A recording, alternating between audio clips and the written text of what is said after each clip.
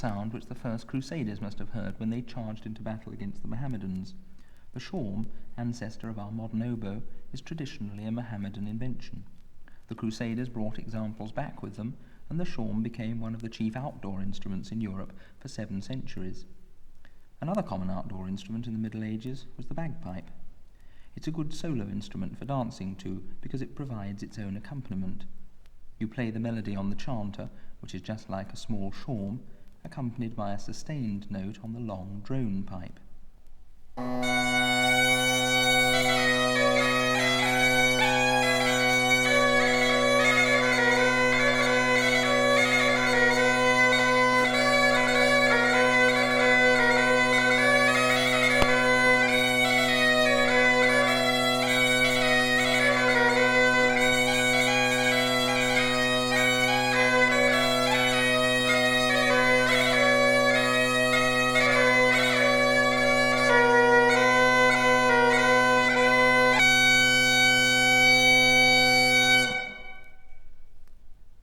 Instruments were divided into loud and soft categories in the Middle Ages, an idea which Europe inherited from the East.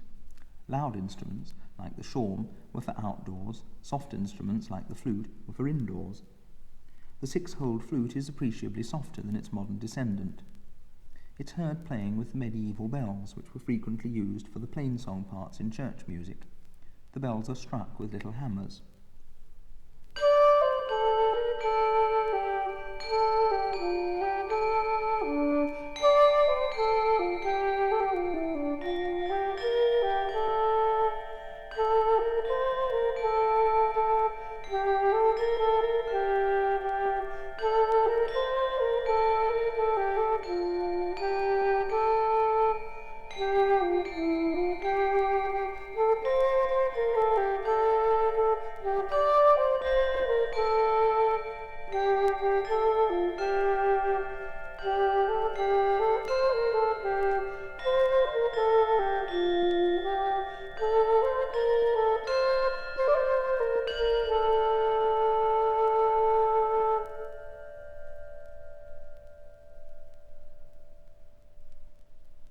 The recorder was one of the commonest soft instruments. This popular gimle from the time of Chaucer is played on tenor recorder and psaltery. On the psaltery, one of the ancestors of the harpsichord, the wire strings are plucked with a goose quill.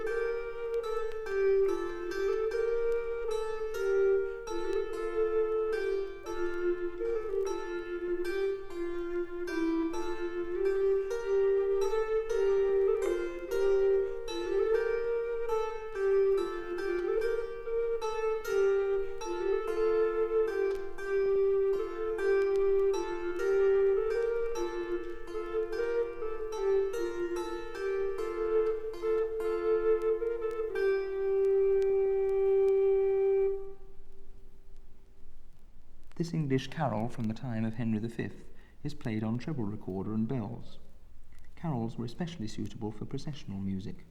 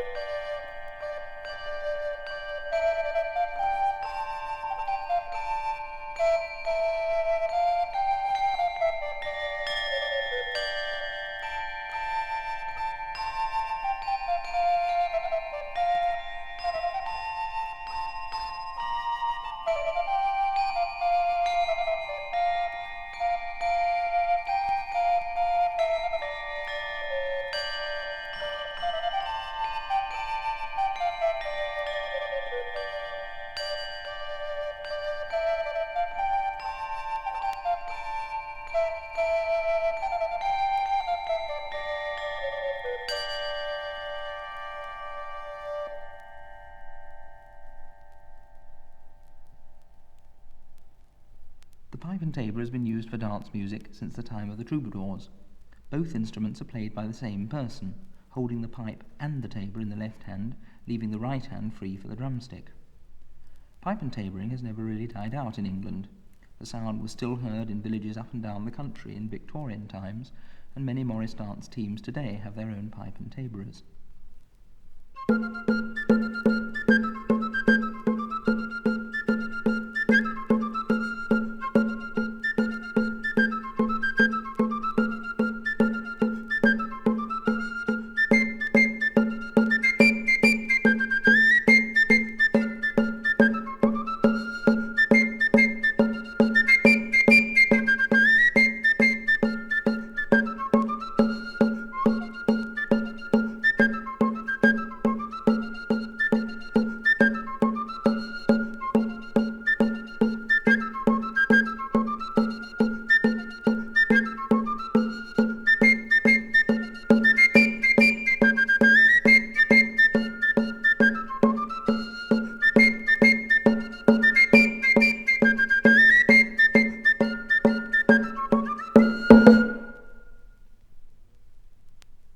Instruments were far from standardised in the Middle Ages. There was a great variety of shapes and sizes, particularly in those instruments made out of animal horn. The gem's horn is a real goat's horn, converted into a recorder by making finger holes and a whistle mouthpiece.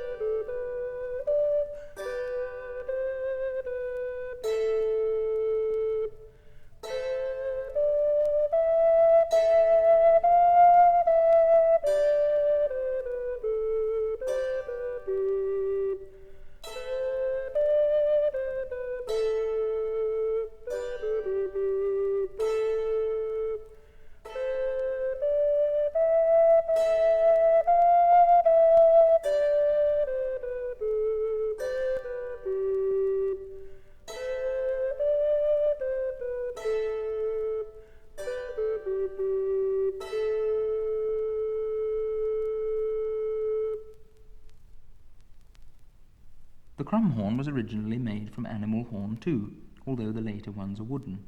The name means curved horn. The sound is produced by a double reed inside a wind cap, rather like the bagpipe chanter, except that the crumb horn is a cylindrical tube. The player can only control the reed by his breath pressure.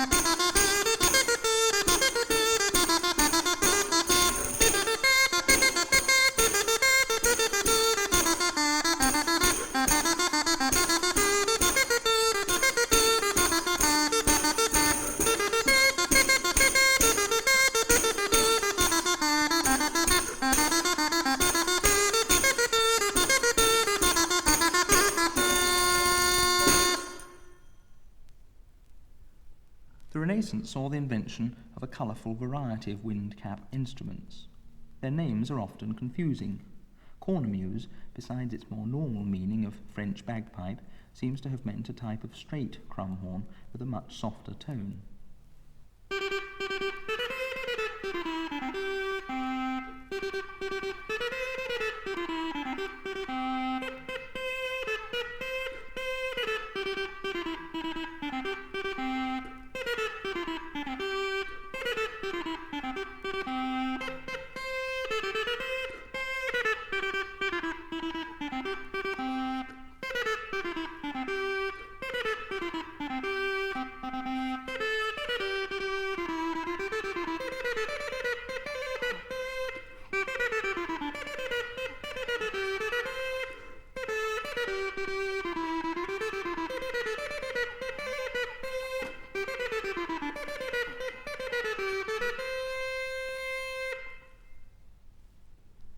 Some windcap instruments had a conical instead of cylindrical bore. The Rauschpfeife is really a windcap shawm, and therefore an outdoor instrument.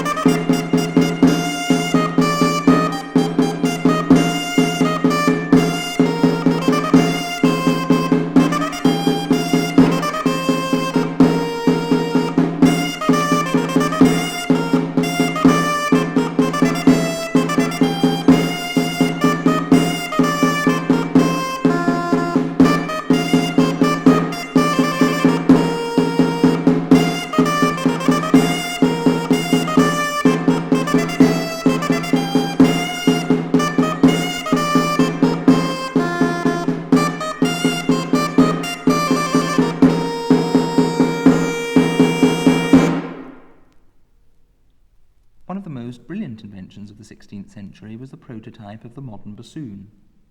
By doubling the tube of the instrument back on itself, the dulcians were half the length of the equivalent size of shawm. The tenor dulcian, for instance, is only 2 feet 4 inches long.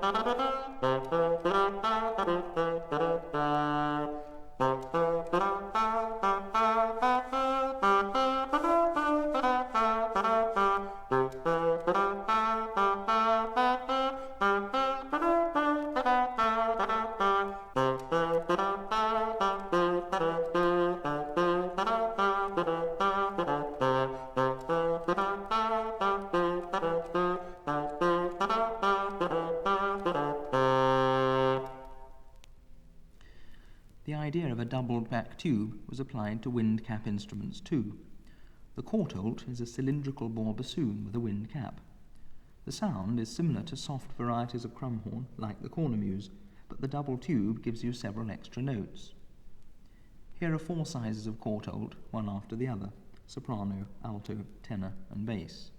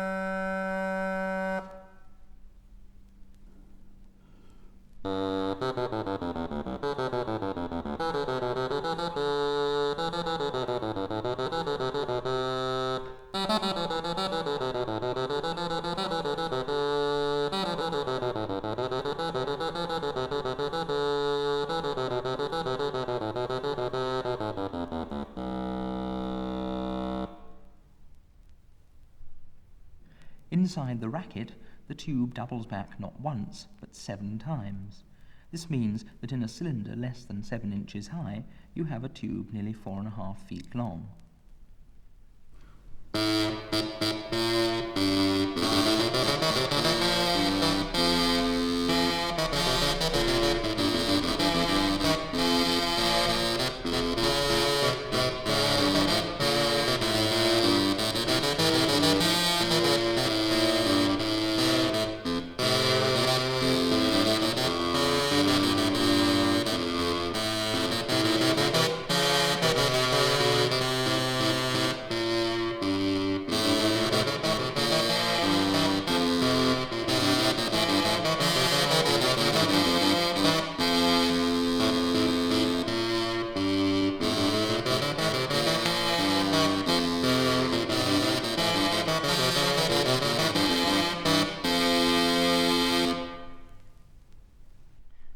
racket was redesigned in the 17th century, and it acquired even more convolutions and a conical instead of a cylindrical bore. The new style of racket sounds much more like a soft bassoon.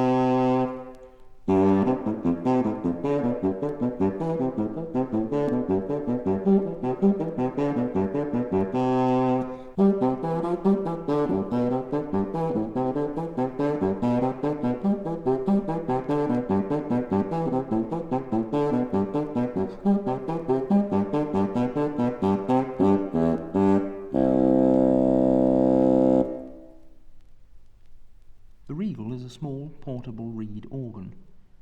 The reeds are contained in short wooden resonators, making the whole instrument much more compact than a pipe organ.